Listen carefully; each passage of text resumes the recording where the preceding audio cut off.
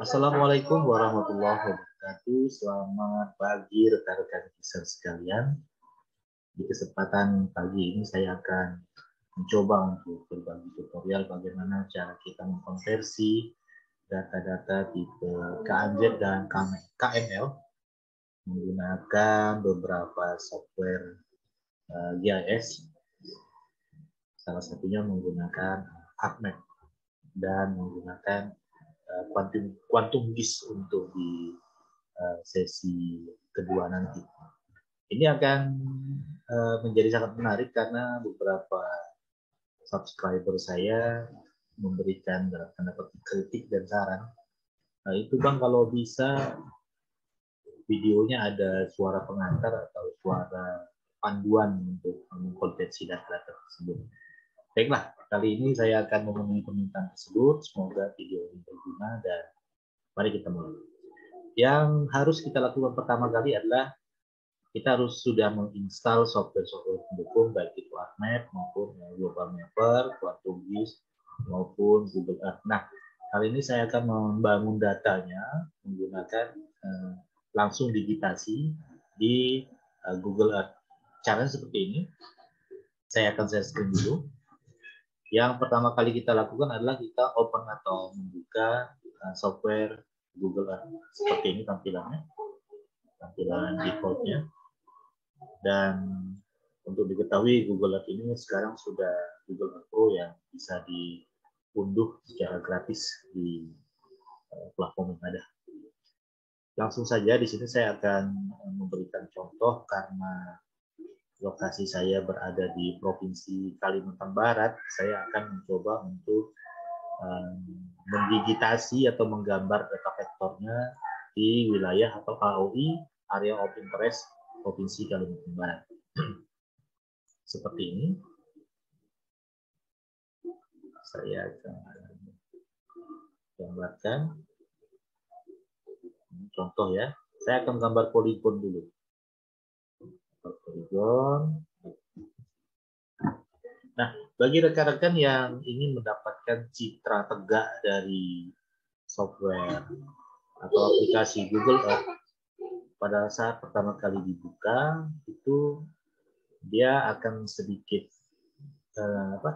tidak tegak. Jadi rekan-rekan tekan tombol Alt bersamaan dengan tombol R supaya dia tegak seperti ini. Seperti ini. Baik, langsung saja saya akan gambar poligon. Nah, untuk menggambar poligon, rekan-rekan bisa gunakan sebentar alat yang ada di sini. Namanya, nah ini yang saya lingkar. Menggambar poligon. Sorry, saya ulangi. Jadi menggambar poligon dengan menggunakan cara seperti ini. Sorry.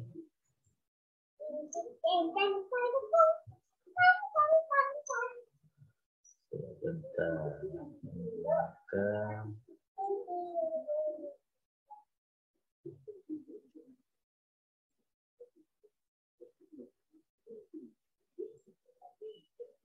Nah, ini untuk menggambar poligon, saya akan gunakan yang ini. Oke, langsung diklik saja. Ini saya perbesar supaya bisa diketahui. Nah, di bagian ini, nah, rekan-rekan bisa klik, nanti langsung bisa digambarkan poligonnya. Nah, kita lanjut lagi. Saya iris dulu. Nah, kita klik saja gambar ini, namanya kalau tidak salah add polygon. Diklik.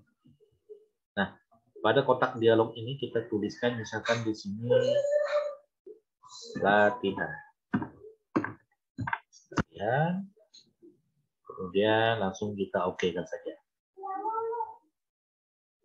Oke kan? Setelah itu kita langsung bisa gambar menggunakan cara seperti ini.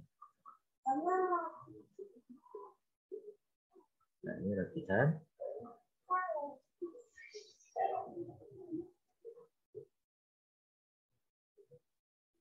Salah. Saya mengalami kesalahan di sini. Jadi sebelum disimpan kita digitasi dulu. Tadi setelah dikasih nama langsung disimpan saja. Jadi caranya seperti ini. Tambahkan poligon. Nah, di sini kita kasih nama dulu. Kasih nama filenya. Di sini untuk foto saya kasih nama latihan. Yang lainnya biarkan default saja untuk pemula. Jangan di-OK-kan dulu, karena kita akan menggambar. Nah, kita akan menggambar. Jadi kasih nama dulu dan jangan disimpan dulu dan jangan di-OK-kan. Kita digitasi dulu seperti ini. Nah, seperti ini. Oke, digitasi saja.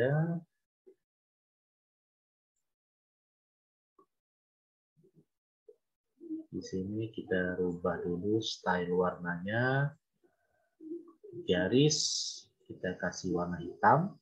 Oke, kan saja. Kemudian areanya kita bikin sebentar, area. Nah, pada bagian diisi plus garis besar untuk area kita garis besar saja. Nah, seperti ini supaya bisa kelihatan area digitasinya dan oke kan saja.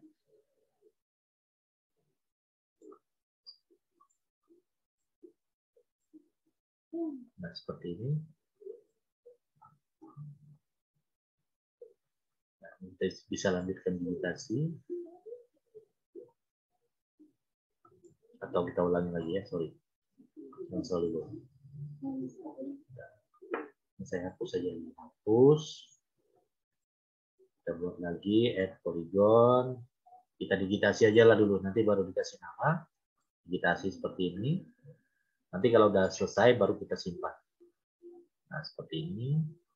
Ini contoh saja ya. Ini contoh, rekan-rekan bisa gunakan data yang rekan-rekan miliki.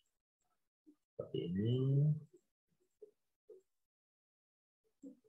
Nah, kita digitasi terus sampai selesai. Titik awal merupakan titik akhir.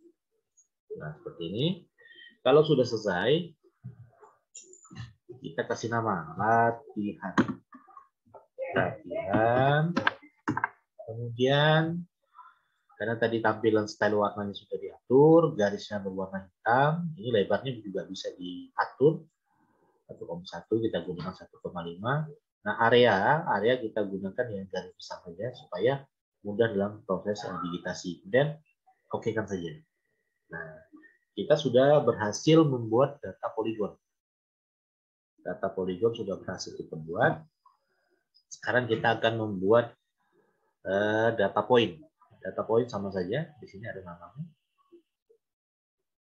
Tambahkan tanda letak.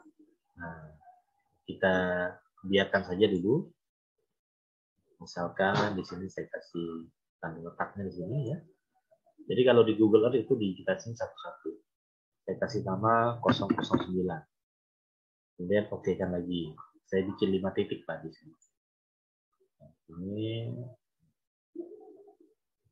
Di sini saya kasih nama 008. Klik lagi, add tanda letak, kasih di sini 007, langsung oke kan lagi, bikin lagi, klik di sini, tambahkan tanda letak,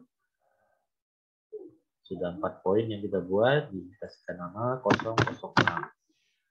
Oke kan saja, kemudian bikin 1 titik lagi, ini langsung kita kasih nama 005. Oke, langsung diokekan saja, selesai. Nah, untuk data garis, kita tinggal mengklik yang di sebelahnya ini adalah tambahkan jalur. Klik saja, ini kita gambar jalurnya. Ini contoh ya. Contoh, jalur.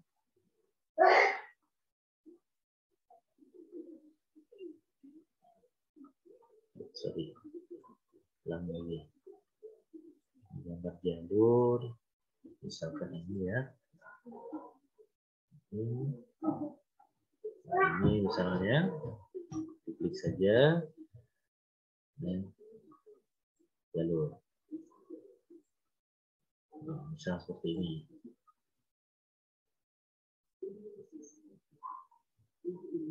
Misalkan jalurnya seperti ini. Digambar saja. disesuaikan dengan keperluan datanya.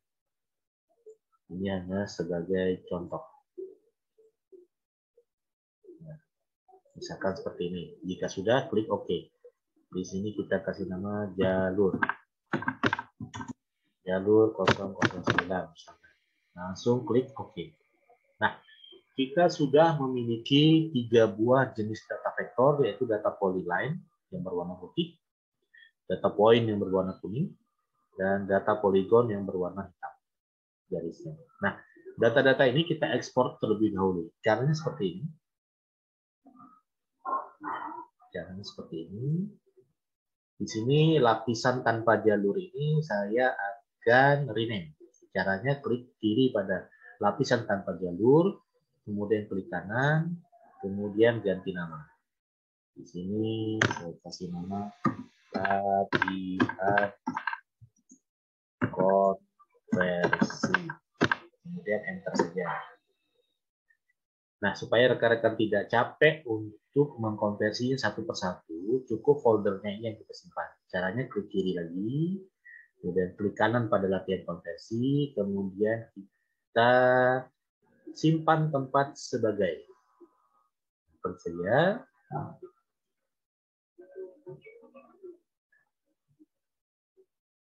Jika sudah, biarkan dia default dalam bentuk KNZ ataupun KNR. Di contoh ini saya akan menyimpannya dalam format KNZ dulu. Latihan konversi, di sini saya simpan di desktop saja, di contoh. Kemudian saya langsung klik save, jangan lupa disimpan. Kemudian saya klik kanan lagi pada latihan konversi, kemudian klik simpan setempat sebagai. Nah, kali ini saya akan menyimpannya dalam bentuk KML. KML, kemudian klik save. Nah, sekarang kita akan lihat data-data tersebut. Sebentar. Ini saya stop share screen dulu. Oke. Nah, selanjutnya kita akan mengkonversi data-data tersebut ke dalam bentuk data vektor. Dalam hal ini dalam bentuk data set file. Rekan-rekan bisa menggunakan ArcMap, bisa menggunakan QuantumGIS, bisa juga menggunakan Global Mapper. Nah, di contoh ini saya akan menggunakan Global Mapper sebagai contoh. Nah, caranya seperti ini. Sebentar, saya open dulu. Saya open dulu Global Mapper. Global Mapper saya ada di sini.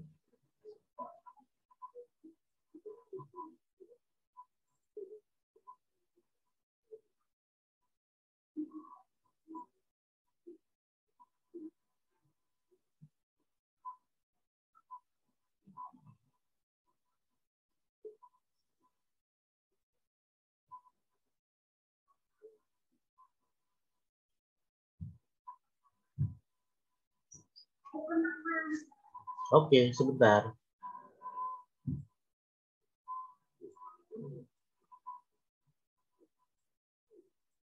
Nah, saya akan share screen lagi terkait dengan software Global Mapper-nya seperti ini. Nah, ini caranya kita bisa langsung gunakan atau klik Open Data File. Yang di sini ya, Open Data File. Ini saya akan tunjukkan. Nah, di sini rekan-rekan bisa langsung klik Open Data File. Jadi data KML dan KMZ tadi yang ingin kita rubah ke dalam bentuk set file bisa langsung dipanggil melalui tab Open Data File ini. Oke. Klik saja Open Data File. Karena tadi datanya saya simpan di desktop, saya akan cari di sini. Biasanya dia akan berbentuk logo global Google Earth seperti ini.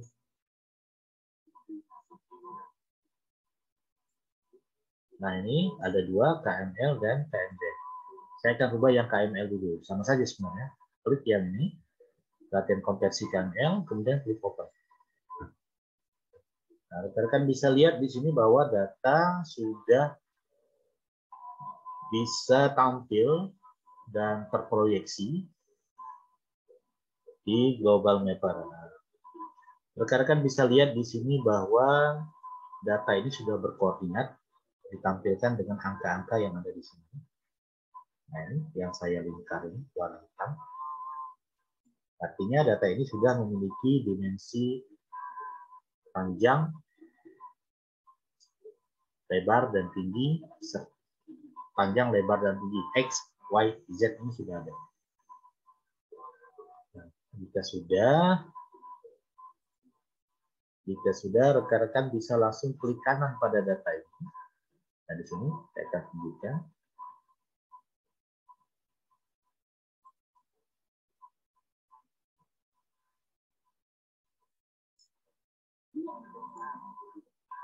Nah, rekan-rekan bisa klik kanan di latihan konversi KML ini. Nah, ini seperti ini.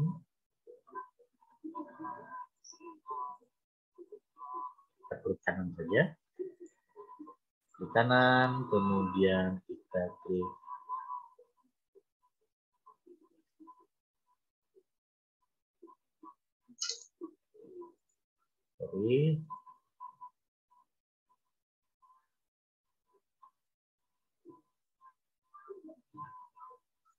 kita pilih klik kanan pada data, kemudian pilih layer. Nah, ini klik kanan pada data KML-nya. Saya ulang lagi, klik kanan di sini. Kemudian arahkan mouse-nya kepada layer. Kemudian kita klik export layers to new file. Klik saja. Di sini ada banyak pilihan. Rekan-rekan bisa rubah data-data ini ke dalam banyak pilihan data. Nah, khusus di contoh ini saya akan merubahnya ke dalam bentuk save file yang umum digunakan. Klik save file, kemudian klik OK. Yang lainnya biarkan default, kemudian kita klik OK lagi. Oh, sorry. Kita harus mencentang area, ekspor area dulu. Misalkan di sini saya gunakan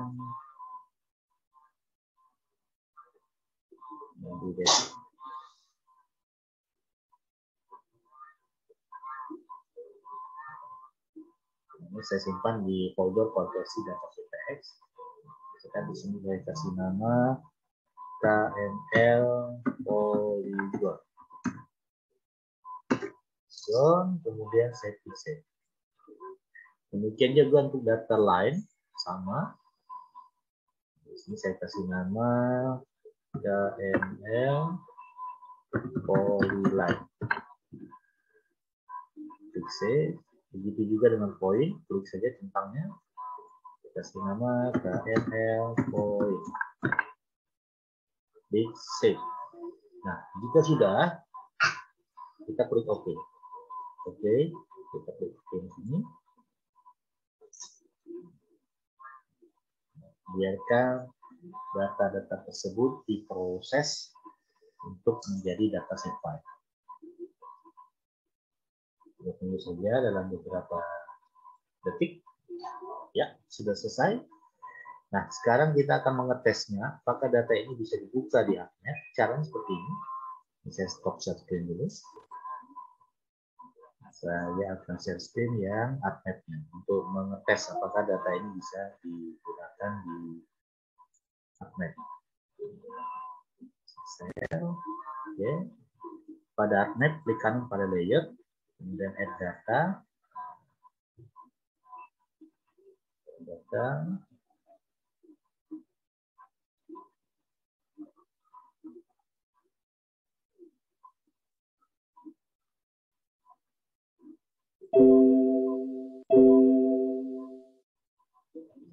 Nah, karena datanya tadi saya simpan di desktop, konversi data GPX di sini dia. Nah, di sini, nah, rekan-rekan bisa lihat di sini bahwa data tersebut sudah bisa disimpan dalam bentuk SHP. Nah, kita select saja data-data ini dengan menekan tombol Shift, kemudian scroll down ke bawah. Kemudian kita klik Add.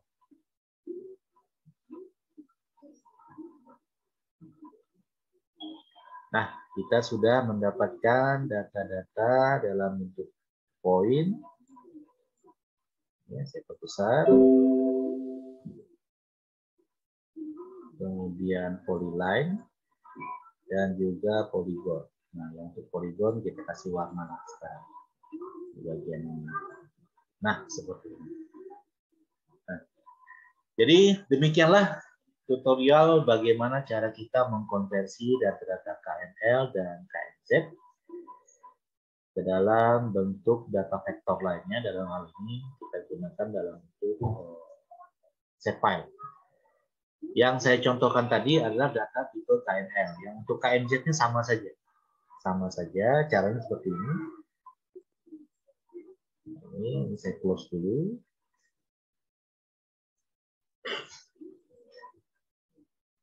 Close, saya ambil data KMZ-nya. Klik open data file. Kemudian saya ambil data yang KMZ-nya tadi ya. Nah, ini tadi kan KML lah, sekarang KMZ. Sama saja sebenarnya. Klik, kemudian open. Nah, seperti ini. Kemudian kita klik kanan pada latihan konversi. Kita arahkan ke layer.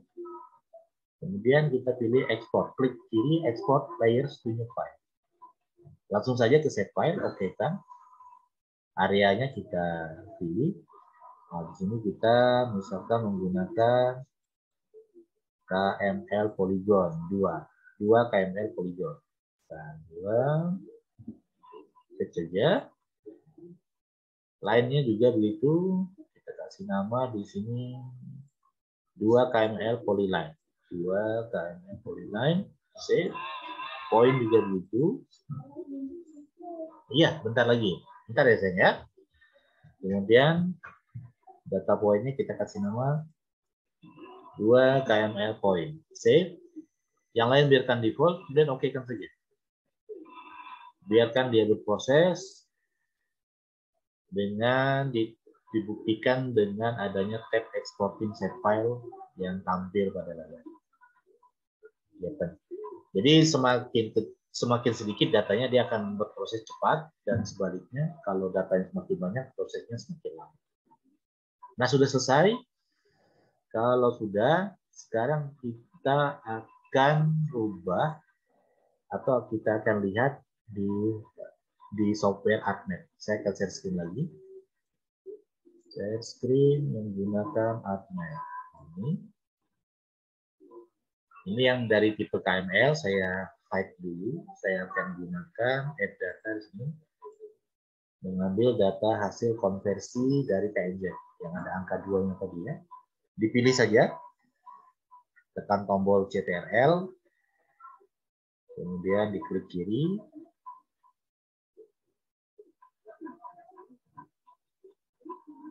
Nah, seperti ini. Kemudian klik Add.